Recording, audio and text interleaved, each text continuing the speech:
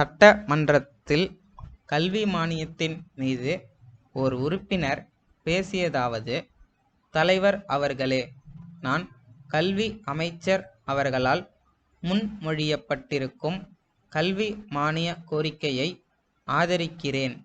அதே சமயத்தில் என்னுடைய ஒரு சில கருத்துக்களையும் சொல்ல விரும்புகிறேன்.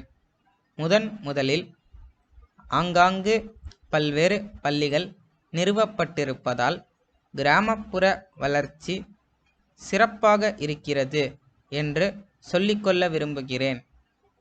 அதே நேரத்தில் கிராமப்புறங்களில் பள்ளியில் சேர்ந்த பிள்ளைகள் பலர் இடையில் நின்று போகின்ற நிலைமை இருக்கிறது. தொடக்க பள்ளி கல்வி இன்னும் சிறப்பாக நடைபெற வேண்டுமானால் இந்த நிலைமையை தடுக்க தக்க நடவடிக்கைகள் எடுக்க வேண்டும். அந்த மாணவர்கள் தொடர்ந்து படிக்க செய்ய ஒரு முயற்சி செய்ய வேண்டும். அவர்கள் பள்ளியில் மகிழ்ச்சியோடு இருக்கிற நிலைமையை ஏற்படுத்த வேண்டும்.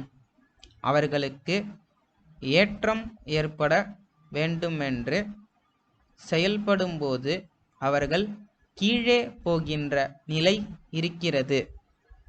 அதை மாற்ற வேண்டும். பள்ளிகளில் மாணவர்களுக்கு மகிழ்ச்சி இல்லாமல் இருப்பதால் எப்போது அங்கிருந்து தப்பி போகலாம் என்று முயற்சி செய்கிறார்கள். நாளாவட்டத்தில் அவர்கள் பள்ளியிலிருந்தே நின்று விடுகிறார்கள். சிறு வயதில் அவர்களை நிறைய விளையாட விட வேண்டும். பம்பரம் செய்தல், கோலி விளையாடுதல் போன்ற வேலைகளை செய்யவிட வேண்டும். பம்பரம் செய்யும் பொழுது சிந்தித்து திட்டமிட்டு செய்வார்கள். அந்த முறையில் அறிவை வளர்க்கும்படியாகவும் திறமையை வளர்க்கும்படியாகவும் பள்ளிக்கூடங்கள் இருக்க வேண்டும். அடுத்து, கல்வித்துறையில் பரவல் முறை இருந்தால் நல்லதென்று ஒரு உறுப்பினர் குறிப்பிட்டார். நிர்வாகத்தில் மட்டும் அப்படி இருந்தால் போதாது, படிப்பு பொருளிலும் வேண்டும். மேல்நிலை கல்வியில் சுயேட்சை பற்றி பேசுகிறோம். தொடக்க நிலையிலும் அது வேண்டும். சிறு குழந்தைகள் படிக்க சிறப்பு பள்ளிகளை ஏற்படுத்தி அவர்களுக்கு பொறுப்பு கொடுத்து மாணவர்களை படிக்க செய்தால் பெரும்பாலானோர் தொடர்ந்து படிப்பார்கள். பல பேர் வேலையின் காரணமாக பள்ளிகளில் தொடர்ந்து படிக்க முடியவில்லை.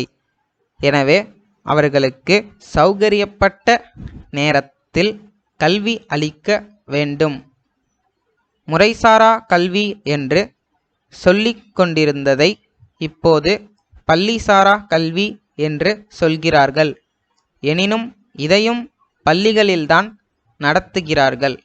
அவ்வாறு இல்லாமல் சிறுவர்கள் எங்கு வேலை செய்கிறார்களோ அந்த இடங்களிலே கற்றுக் கொடுத்தால் பள்ளிசாரா கல்வி திறமையாக நடைபெறும். அப்படி செய்தால் குறுகிய காலத்தில் அவர்களை படித்தவர்களின் நிலைக்கு கொண்டு வர முடியும். அடுத்து, கிராமங்களில் நடுநிலை பள்ளிகளை அதிகமாக ஏற்படுத்த வேண்டும். அப்போது அங்கு குடிமை உணர்ச்சியோடு வளரும் மாணவர்கள் அதிகமாவார்கள்.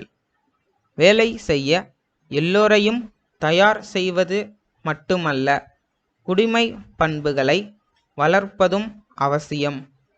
அதனால் நடுநிலை பள்ளிகளின் எண்ணிக்கையையும் அடிப்படை கல்விக்கான தொகையையும் அதிகரிக்க வேண்டும். வளருகிற நம் நாட்டு வளத்தின் பயன் பொது மக்களுக்கு கிடைக்க அடித்தளத்தில் உள்ள கல்வியை பலப்படுத்த வேண்டும்.